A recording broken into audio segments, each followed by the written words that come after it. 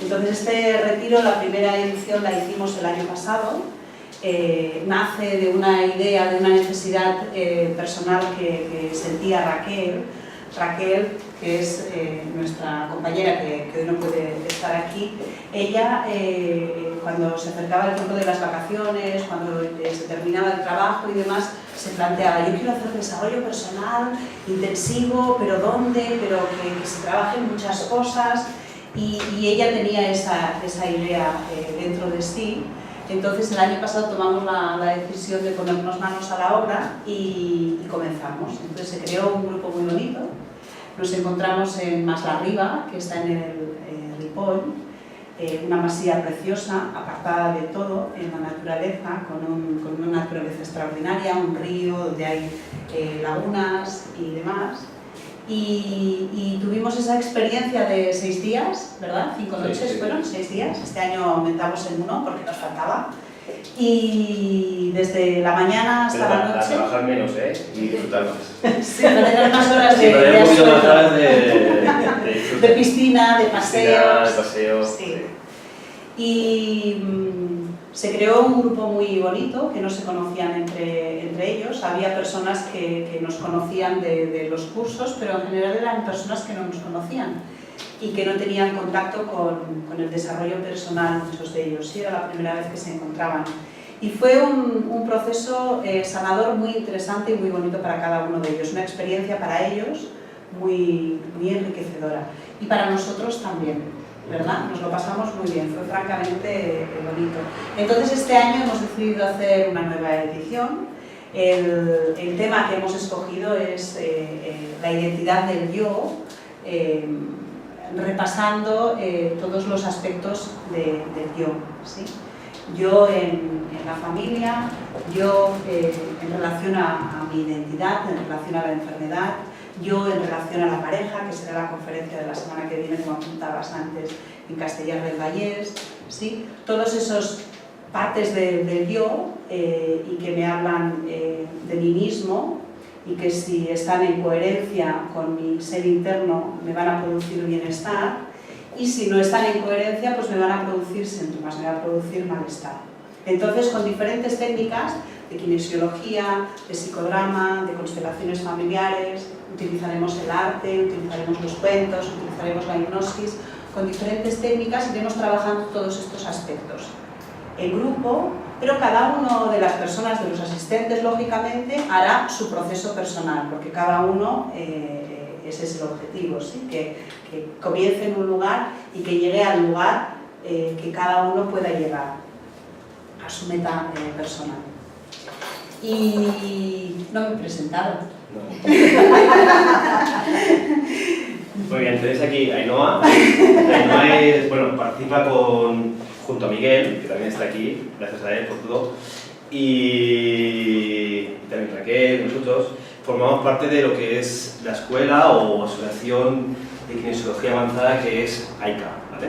Entonces, dentro de esta escuela tenemos diferentes formaciones, diferentes cursos, y bueno, la verdad es que es un grupo humano muy bonito en el cual pues, estamos día sí día también, pues, en eso que decimos siempre, en la difusión y evolución de algo que todos queremos, que en el fondo es la excusa que todos tenemos a la hora de poder transmitir lo que sabemos. Una kinesiología mucho más humana y mucho más cercana, y a la vez también mucho más especializada en el trato de la enfermedad o de la identidad o de las personas. Y que realmente no solo, como veo que dicen, no solo tratamos enfermos, sino tratamos a personas, realmente. Por eso este retiro que nosotros estamos aquí ofreciendo, y conjuntamente todas las formaciones que hacemos aquí en la sala 1 de AICA, que es Badalona, también tenemos sala 2 que estamos en Barcelona, es el hecho de poder llevar todo ese conocimiento que a lo largo de diferentes formaciones y durante todo el año a un espacio íntimo, y que es como el final, final del curso. Es un cierre. Un cierre. Siempre pasamos por las formaciones anuales, por los talleres, durante el año, y después llegamos a los intensivos y al final acabamos en el retiro terapéutico este. ¿De acuerdo? Y por eso ahora queremos presentaros lo que es parte de la estructura o parte de lo que vamos a hablar y que conjuntamente con todo esto es muy útil a la hora de vernos durante el día a día, cómo nos relacionamos, qué lugar ocupamos, cómo nos sentimos y cómo empezar a comprender cuál es la raíz de nuestra enfermedad o de nuestro sufrimiento. Porque no solo es la enfermedad de solo tener un síntoma, sino el hecho de muchas veces de sentirnos de una manera concreta o de otra manera. El sentir a veces una emoción, el sentir a veces un estado anímico, a veces el estar cansado o abatida o el creer que no podemos conseguir ciertas cosas o que nuestra vida no puede cambiar o que nuestra vida es así, tiene un importante detonante en nuestra manera de ver y crear nuestra realidad, o sea, nuestro mundo. Y para comprender esta creación tenemos que ir al yo. Cuando hablamos del yo, no hablamos de un yo egoísta o un yo ego, que también lo es. Es una construcción de lo que nosotros creemos que somos. Y esa construcción de lo que nosotros creemos que somos se realiza desde que somos pequeños. E inclusive mucho antes de nacer. Porque cuando antes de nacer nosotros nos insertamos o somos, vamos a decir, incorporados dentro de un sistema. Este sistema es el sistema familiar. Creemos que es normal tener la madre que hemos tenido, es normal tener el padre que hemos tenido y es normal tener los hermanos que hemos tenido. Pero si nos damos cuenta, solo con que miremos a nuestro lado, podemos comparar que nuestra vida no es igual a la vida que tiene la persona que está a nuestro lado. Inclusive, ya no es igual a la vida que ha tenido nuestra pareja. Y más casualidad es que muchas veces nos encontramos parejas, o amigos, o amigas, o exparejas, que siempre tienen detonantes específicos que nos hacen muchas veces mejorar, a veces sufrir también, que nos hacen ver nuestros más y nuestros menos. Para entender todo esto, hoy presentamos lo que es nuestra identidad en relación a la enfermedad. Y no solo ver la enfermedad como un síntoma físico, sino cualquier cosa que nos suceda en nuestra vida. El puedo o no puedo. El puedo, pero no debo. El debo, pero no quiero. Estas incongruencias que nos encontramos constantemente nos hacen estar en estados de estrés, de tensión, y muchas veces nos hacen conectarnos con emociones que, si os dais cuenta, siempre hay un denominador común en nuestra vida. Siempre nos seguimos repitiendo las mismas emociones, las mismas situaciones, con los mismos personajes o diferentes personajes, pero se nos repite. Cuando somos capaces de ver toda esta historia como no solo hechos ni personas, sino como programas, podemos empezar a entender que esto se puede cambiar. Igual que un informático ve en una pantalla de ordenador un software, un programa, ve una imagen, ve datos, se da cuenta que todo lo que hay detrás de esa pantalla son secuencias de bits de información. A mayor capacidad de rendimiento del ordenador, se procesa más capacidad de bits. Y por lo tanto, puede dar un tipo de resultado o rendimiento que otro ordenador no lo da. Cuando comprendes esto, empiezas a comprender que las enfermedades solo son la manifestación de un programa. Al igual que el tener o no tener dinero, el tener o no tener pareja, el sentir o no sentir una emoción o estar cansado es un programa. Por eso no tratamos enfermos, tratamos personas con una programación inconsciente. Y por eso ahora vamos a hablar un poquito de lo que es el inconsciente y de lo que es el consciente. Para entender que si yo a día de hoy aún estoy manifestando algo que a mí me genera estrés y se manifiesta en síntoma, es porque hay una programación inconsciente. Y vemos cómo esa programación inconsciente no solo es unifactorial, que muchas veces esa programación viene debido a muchos factores y que nosotros somos la consecuencia de lo que pasó. Pero no nos tenemos que identificar como la consecuencia, sino como los retractores o los que realmente tenemos la capacidad o el poder de poder cambiar todas esas situaciones, cambiando los programas, cambiando la información que hay detrás. Bien, entonces el objetivo de hoy es realmente reconocer qué es la identidad, ¿vale?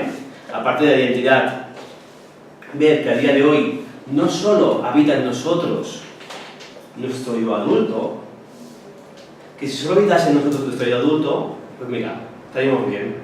Pero ¿qué pasa? Que muchas veces somos secuestrados o vivimos bajo la influencia de nuestro yo, nuestro niño interior, ¿no? ¿Qué es nuestro niño interior? ¿Sabes lo que es, no? Un poquito. Todas aquellas partes de nosotros que en algún momento de nuestra vida han sido reprimidas, no satisfechas o no escuchadas. Entonces, siempre hay una amiga mía que siempre dice que hay tantos yos como días de nuestra vida hay. Y que muchas veces el yo, ¿qué hace? Se pone delante de nosotros y toma el control, toma las riendas. Y es cuando un día no sabes por qué estás enfadada, o estás enojada, o estás triste y no sabes por qué. Entonces pasa por delante el hermano de turno, o la pareja de turno, o el amigo de turno, y como hay un cierto analfabeto, analfabeto emocional, no sabemos por qué sentimos algo en relación a algo, le atribuimos la culpa o la causa de lo que nos pasa a la persona que estiremos cerca de nosotros.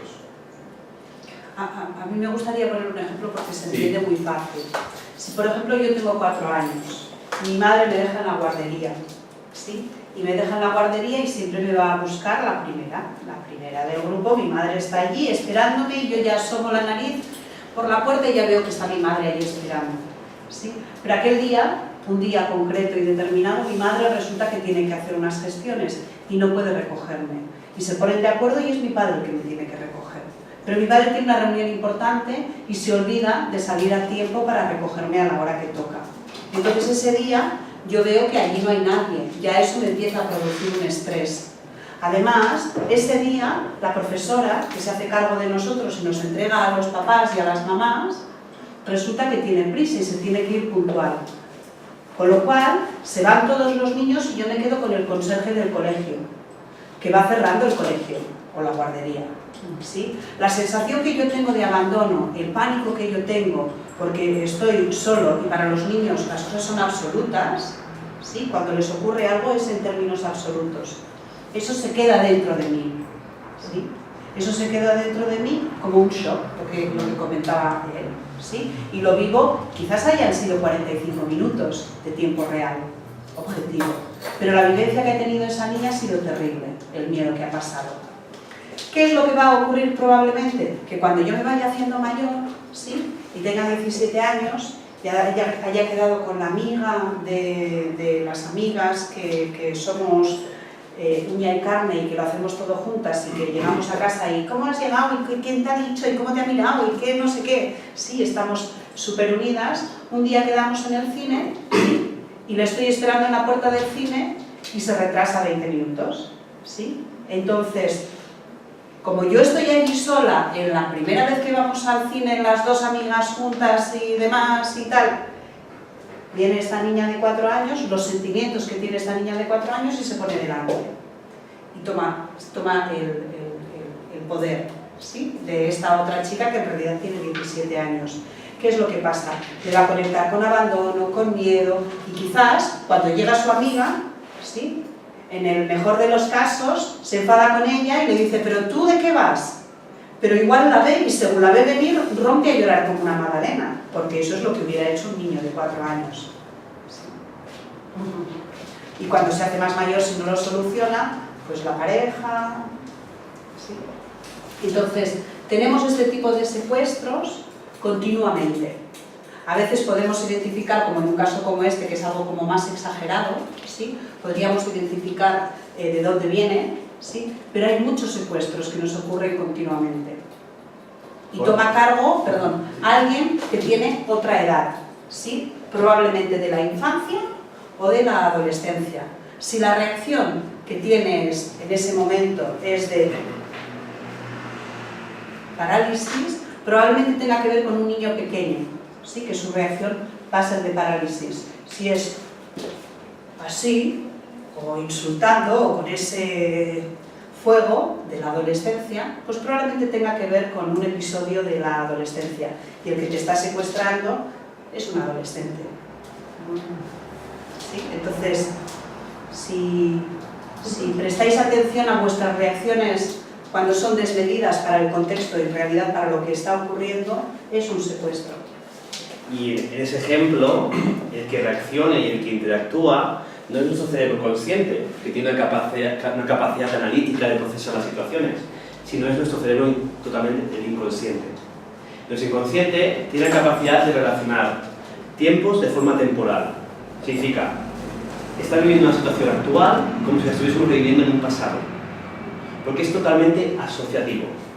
Por eso, cuando nos cabreamos con nuestro jefe, con nuestro hermano, con nuestra pareja, muchas veces hay que preguntarse, ¿quién hay detrás de esa persona? ¿O quién representa a esa persona para mí?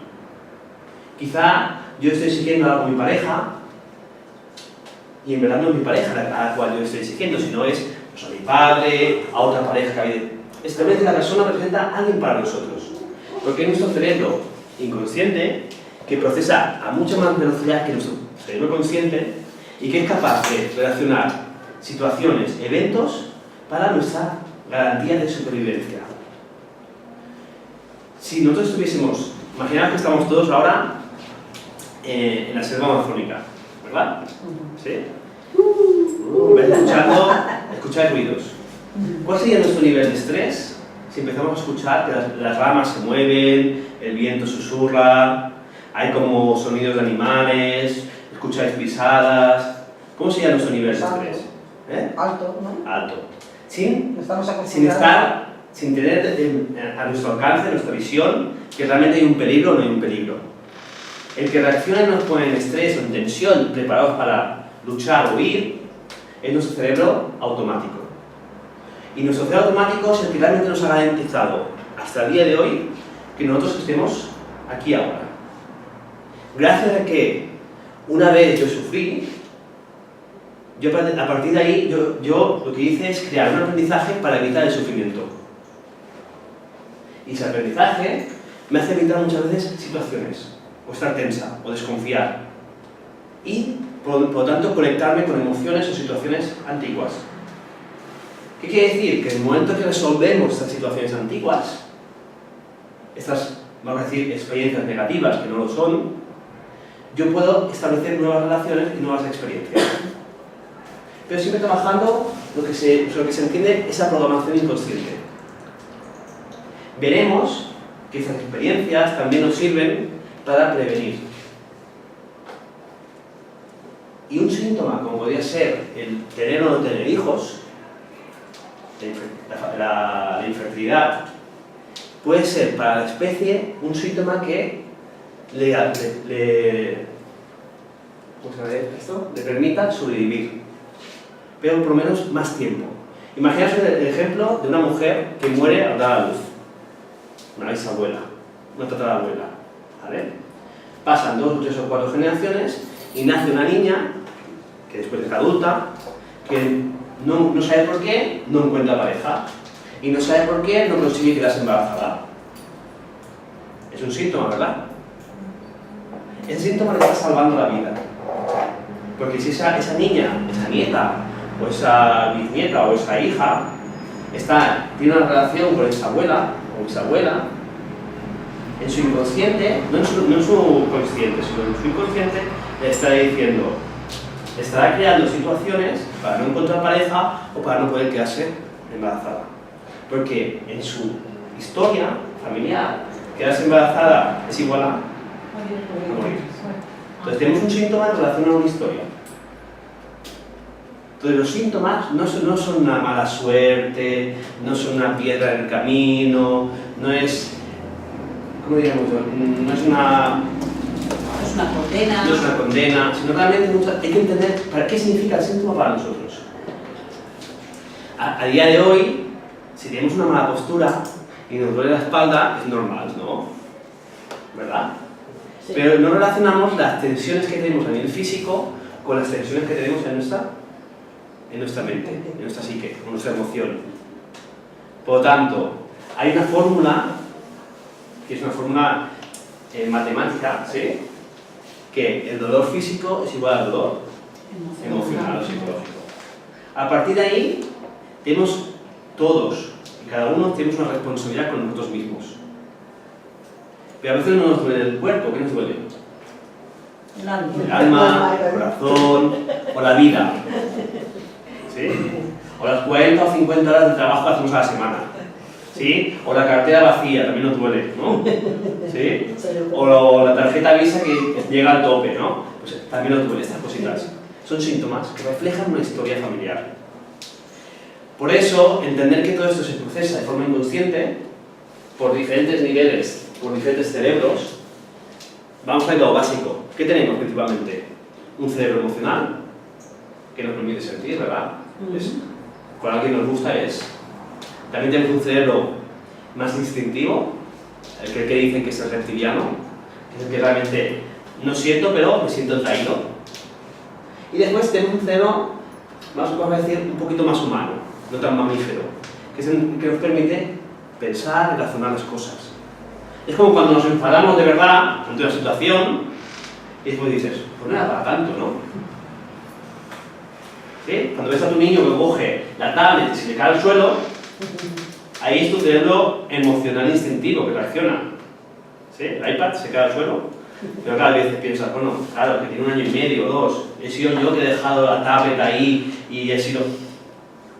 ¿Me entendéis? Entonces, claro, esas reacciones instintivas vienen vamos a decir así, de procesos de evolución muy antiguos. Pero necesitamos una parte también consciente.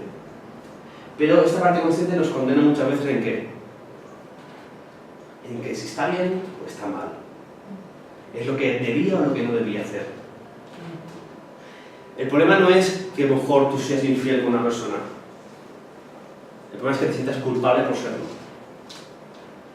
El problema no es que te ocupes o no te ocupes de un hijo o una hija.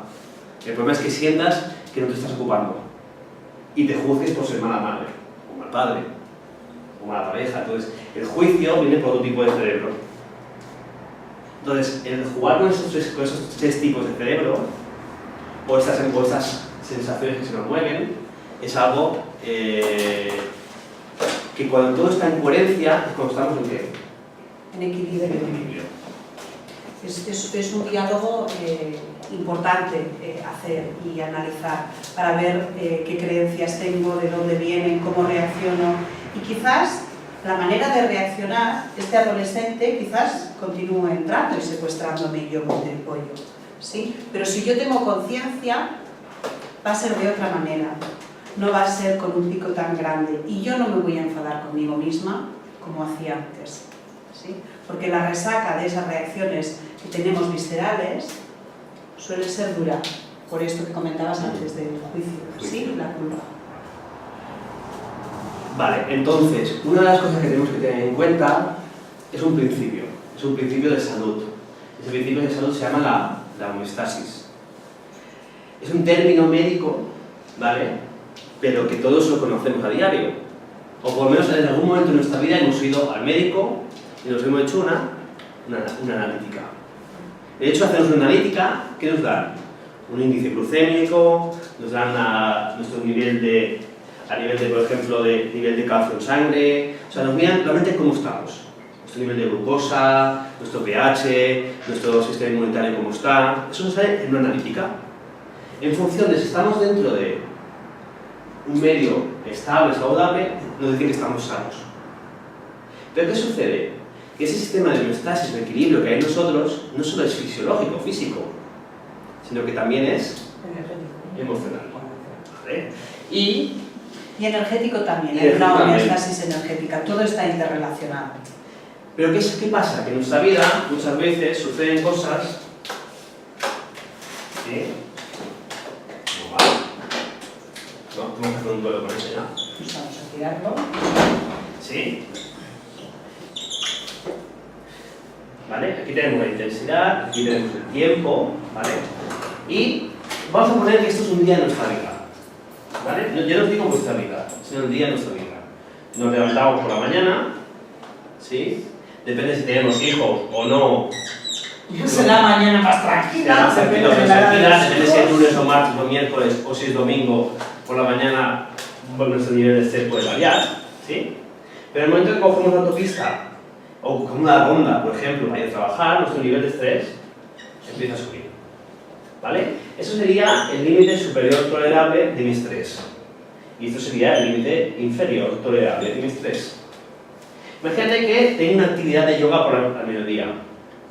Mi nivel de estrés baja, ¿no? ¿Estamos de acuerdo? Sí. Pero imaginaos que, por lo que sea, yo encuentro, me llama una persona y me dice que fulanito de tal, bueno, ha tenido un accidente. Claro, mi nivel de estrés supera los límites superiores tolerables.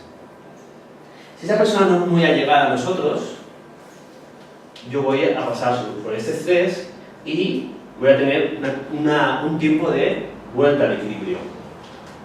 ¿Qué sucede? Imaginaos que en vez de ser una persona allegada, es mi niño que lo llevó al colegio y lo llevó a la profesora. Y la profesora me dice, tengo que hablar contigo. Pero después, sobre tu hijo, sobre tu hija. Claro, ¿qué empieza a pensar nuestro cerebro en ese momento? ¿Qué ha hecho mi hija? ¿Qué ha dejado de hacer? ¿Ves que se está portando mal? ¿Soy yo que estoy separado, separada y ves que soy una mala madre? ¿Sí? Entonces empezó, claro, mi nivel de estrés empieza a subir. De día a día, ¿no? Más o menos. ¿Sí? Claro, pero aquí yo no puedo estar aquí mucho tiempo, porque esto sería un sobrecalentamiento ¿de qué? De la máquina. ¿Sí? De la loca del piso de arriba, ¿no dicen? ¿Sí? Aquí dices, cállate un momento, le pegas el escobazo arriba, pero no se calla nunca. No, yo no lo entiendo. Vale, entonces el cuerpo tiene que tener un sistema de equilibrio, un sistema de homeostasis, por el cual este estrés esta bola o esta tensión que yo vivo aquí arriba, permitir que no genere un sobrecalentamiento, sino que al final bajar el nivel de estrés. ¿Y qué acaba generando el cuerpo? Acaba generando el cuerpo lo que se llaman las somatizaciones. Acaba somatizando ese estrés psicológico, emocional o de mi día a día en un síntoma físico. Cuando yo tengo ese estrés, automáticamente, cuando yo genero ese síntoma, automáticamente ese síntoma me permite estar otra vez en equilibrio. Por ejemplo, yo dejo a mi niña en el colegio, mi niño en el colegio, y yo voy a trabajar. Y yo pensando, hasta las 5 de la tarde no vuelvo al colegio. Y llevo una hora trabajando, llevo 2 horas trabajando y me empieza a doler la cabeza. Me empiezo a tensionar. Y en el momento que me empieza a doler la cabeza, ¿en qué me fijo? En el dolor de cabeza.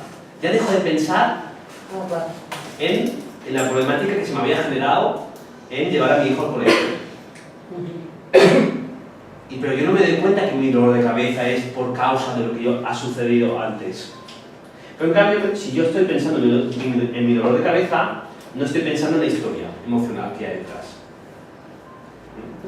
¿Qué pasa? Que yo después voy a buscar a mi hija al colegio, hablo con la profe y dice, pues nada, que tu hija tiene muchos dotes o tiene mucha capacidad para dibujo artístico. Apúntala a una extraescolar de dibujo artístico. Y pensando, ¿no me podías haber dicho por la mañana?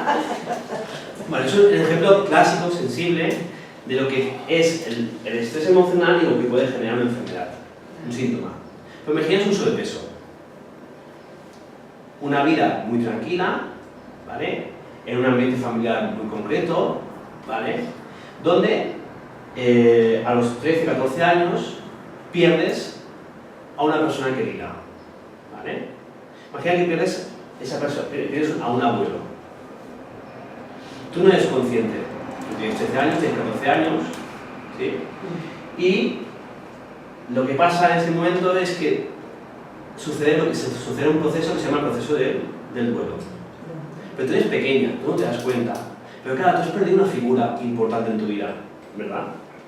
Has perdido una persona que era la única persona que a lo mejor te miraba cuando eras pequeña. Porque tus padres estaban muy ocupados. Y somos así de egoístas. ¿Sí? Idealizamos o empatizamos con quien realmente nos mira de pequeños. Y a lo mejor papá y mamá no podían mirarte porque estaban todo el día trabajando con sus historias. Y pierdes a esa persona. Pero tú no te das cuenta. Y a partir de ese momento empiezas a generar un estrés, una pérdida, y Para no vivir esa pérdida, el cerebro genera un síntoma. Ese síntoma es la mente, lo pasa de la mente a la biología, al cuerpo. Y es cuando empieza a desarrollar un sobrepeso. Y esa persona se empieza a engordar. Unos kilos, un kilo detrás de otro, y no sabe por qué. Ay, mi niña o mi niño está haciendo un cambio. ¿Sí? Ahora será la alimentación, será que no hace deporte, será que pues, los genes, sea lo que sea. Pero realmente ha pasado algo que ha generado que esa persona o que ese niño empezase a generar un síntoma, en este caso un síndrome de obesidad. Muchas veces estos kilos de más no se pierden.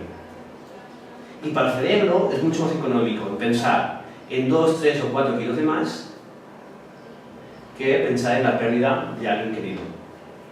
Pasa que nuestra mente consciente no hace la relación. Es curioso.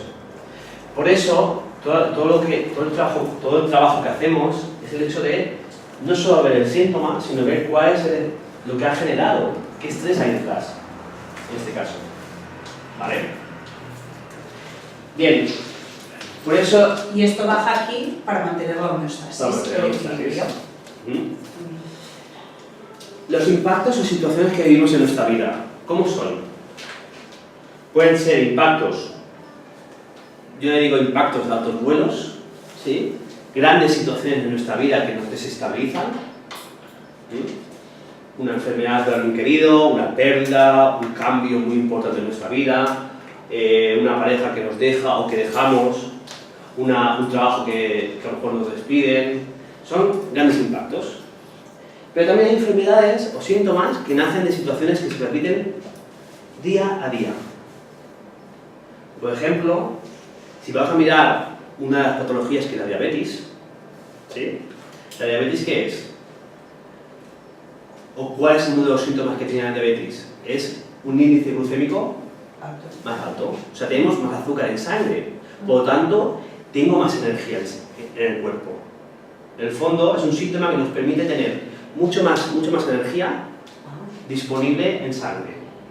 Por eso acaba generando un síntoma que nosotros vemos como la diabetes. ¿Para qué yo necesito tener más energía en nuestro día a día? Pero ahora no tenéis que pensar como humanos. Ahora tenéis que pensar como reptiles. Para luchar. Para luchar.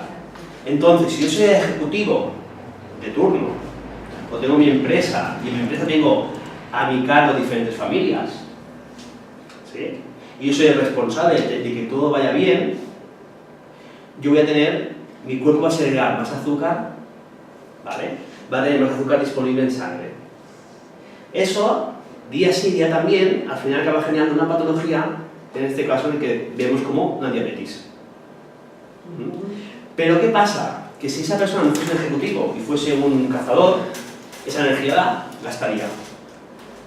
Pero a día de hoy estamos funcionando en parte con un cerebro biológico arcaico y en una situación en 2016 muy humana y muy sedentaria.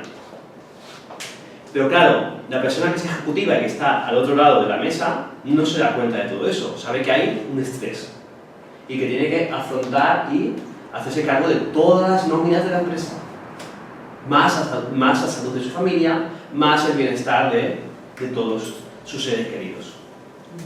Por lo tanto, tiene que estar preparado para morder o luchar si tiene que luchar. Entonces, por eso, esto no viene de un día para otro. Es como las patologías del aparato articular. Una osteoporosis no es de un día para otro, ¿te das cuenta? Normalmente suele ser a una edad avanzada.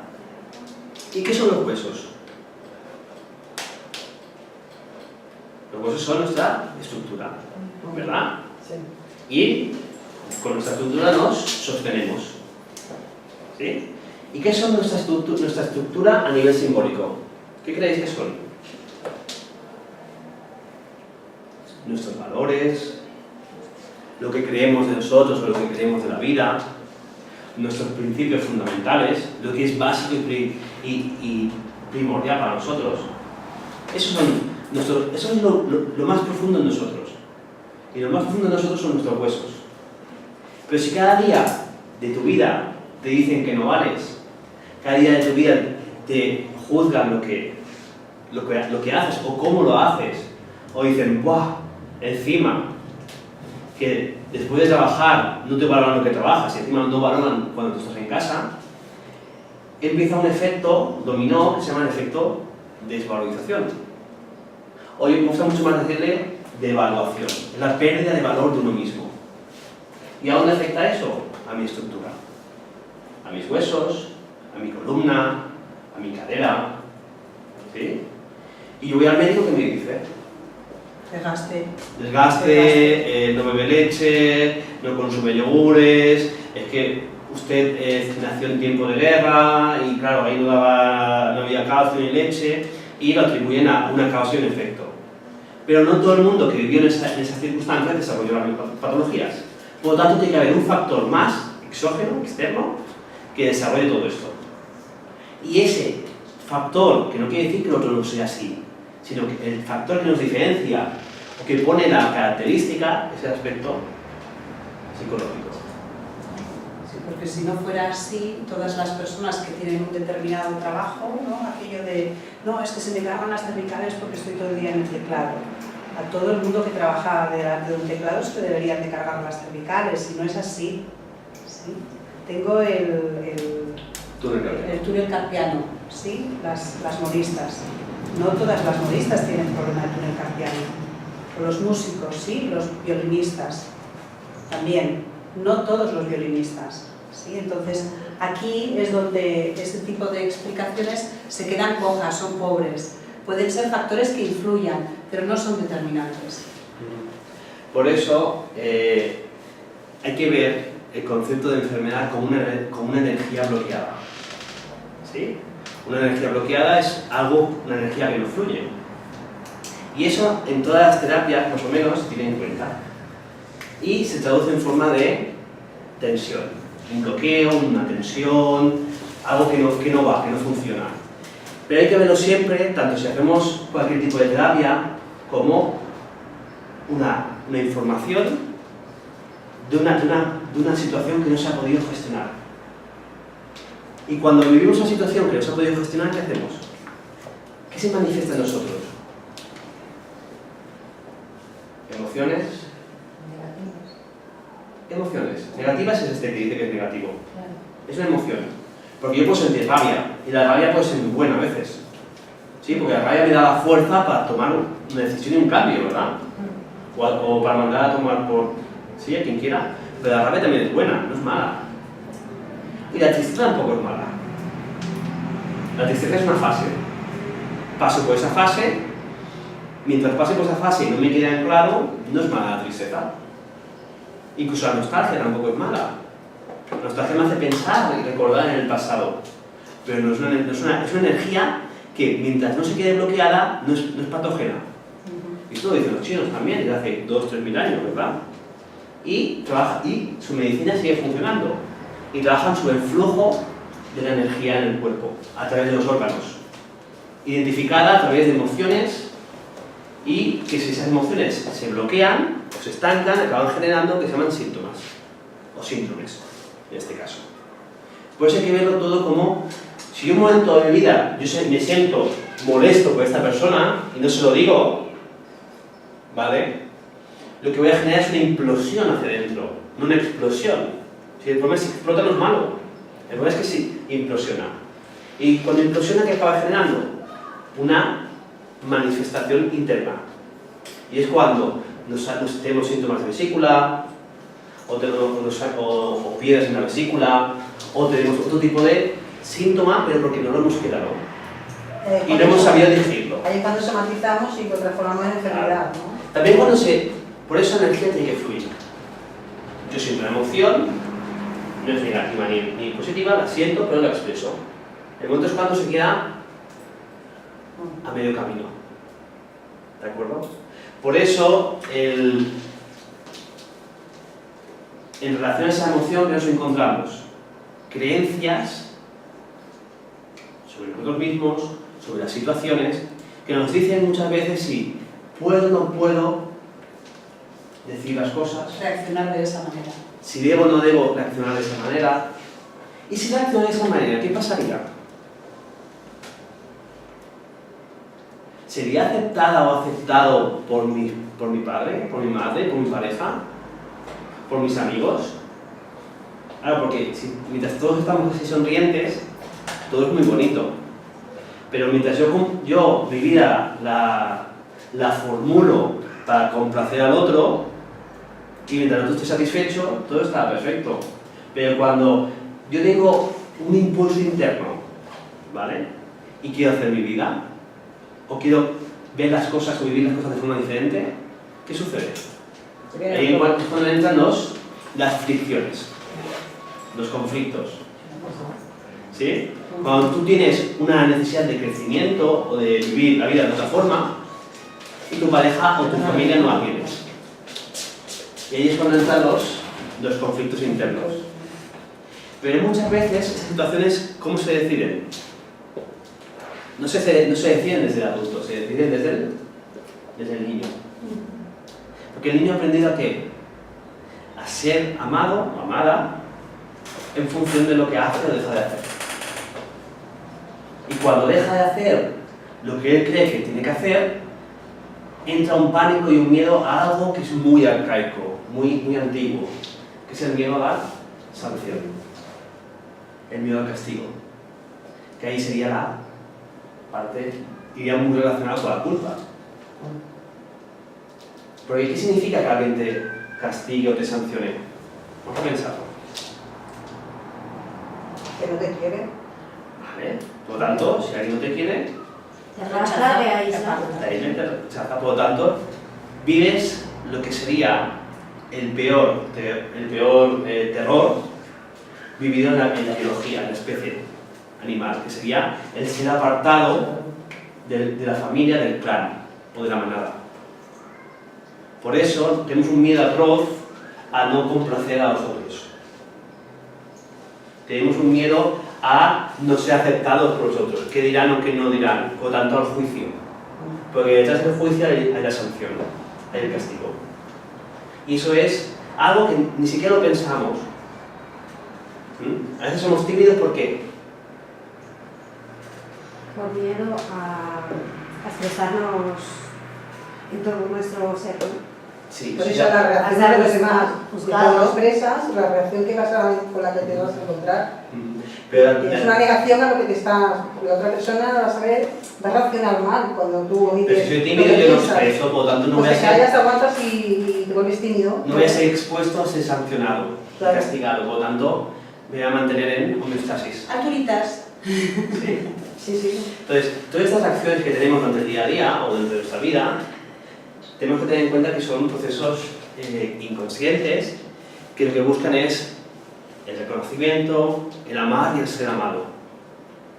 Y muchas veces ahí es donde, pero no el amar y ser amado por lo que la familia o los amigos o en la empresa quieren, sino por lo que realmente somos.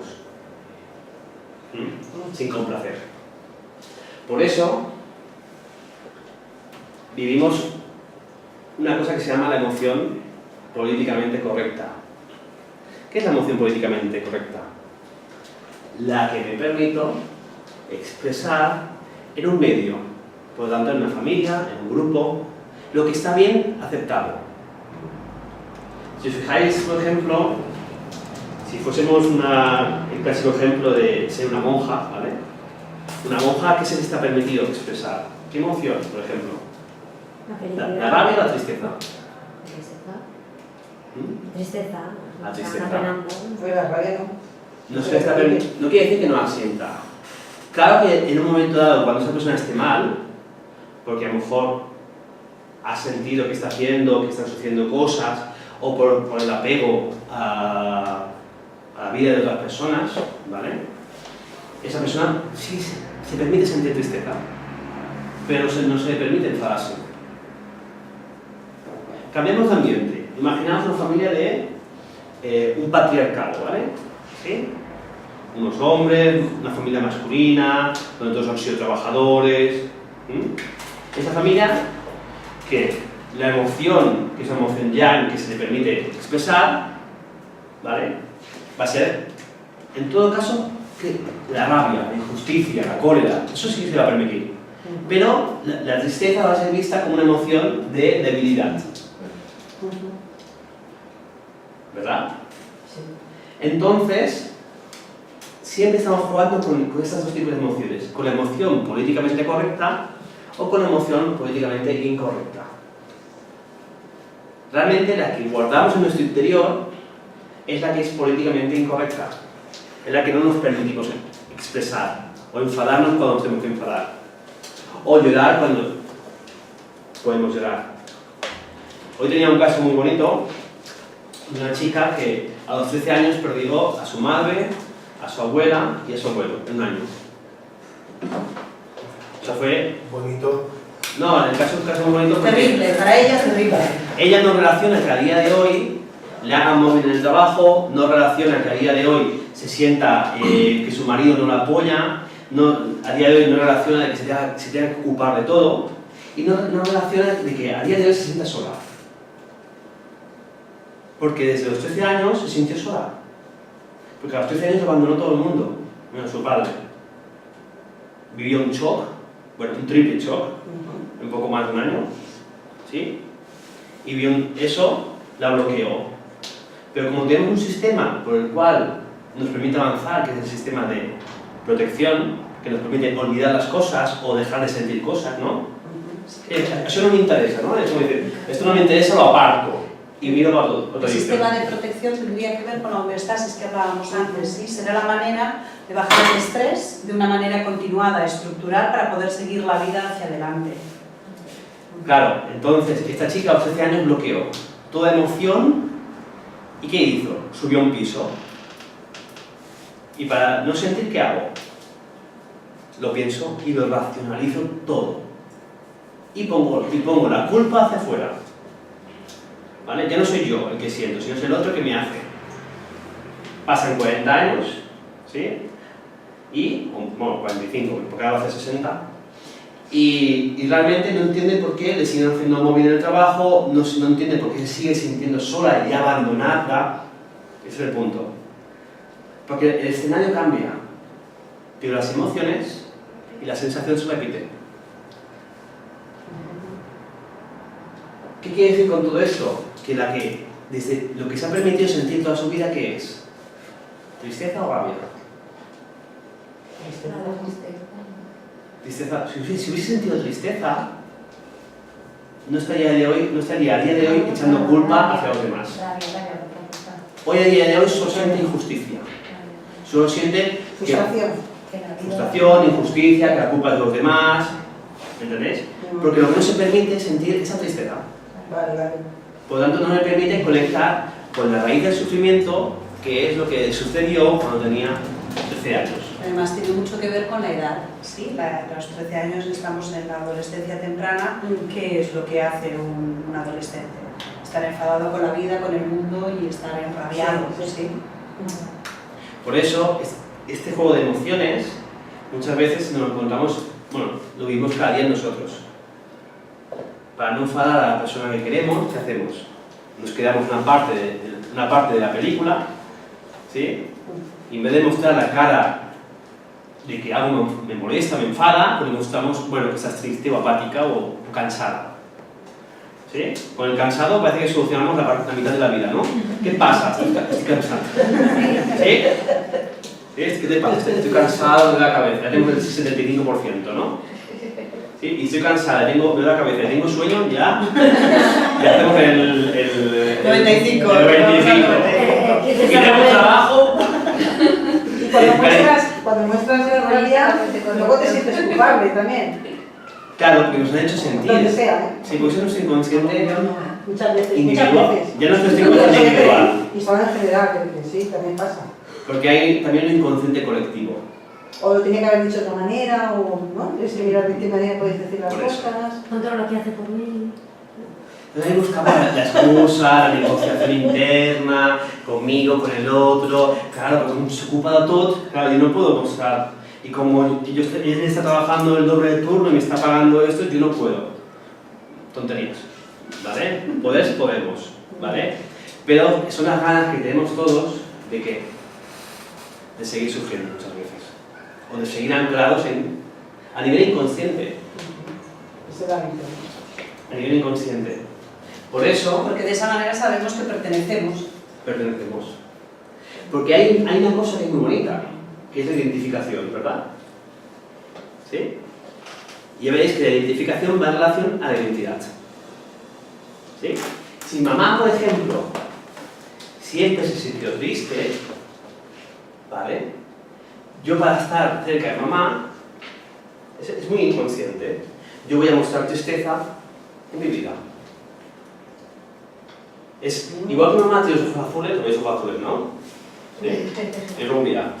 Bueno, pues sí, yo también soy rubio, ojos azules, me parezco a mamá, pero mira, también me saco un gen que es muy específico, que es el gen de la tristeza y la soledad. Y como mamá siempre sintió con ese gen triste y sola, yo tengo mi gen que me identifica con mamá, ¿ves? Que somos consanguíneos, también me identifico con mi tristeza y con su soledad. ¿Qué sucede ahora? Que si mamá vivió una vida, una historia donde se sintió siempre sola y triste, ¿qué vivo yo? Parejas, situaciones donde me hacen sentir triste y sola. Pero claro, esto nadie me lo ha enseñado.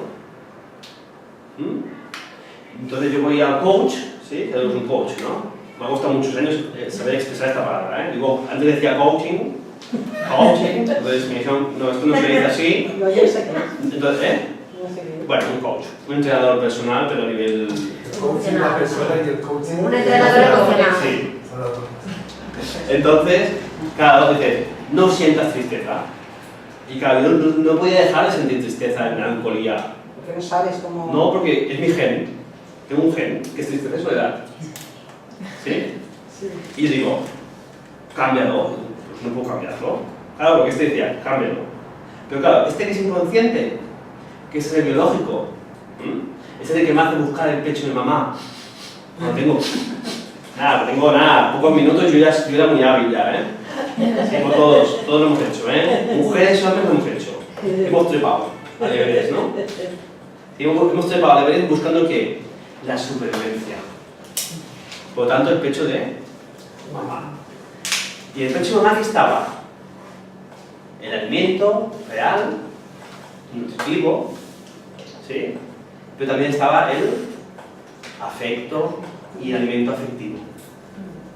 Y eso es inconsciente, eso es biológico, eso es un reflejo primitivo del bebé que me permite trepar, ¿sí?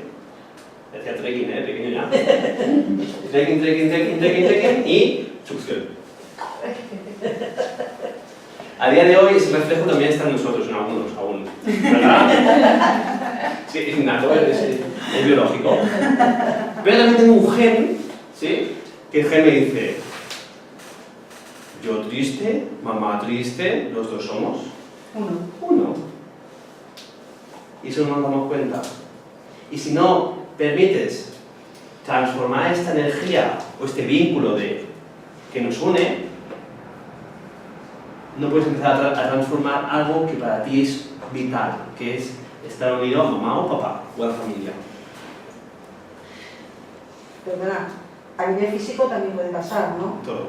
Mamá tiene algo físico Sí. y yo para sentirme más cerca de mamá, pues si tiene Pero una mamá, ahí, una cojera... si te veo mamá, yo Entonces yo también voy y por la durante mucho cojera. tiempo puedes tener Sí. esta misma cosa igual su mamá para sentirme más cerca Yo de tenía mamá. mi abuelo, mi abuelo así, y mi padre siempre iba así.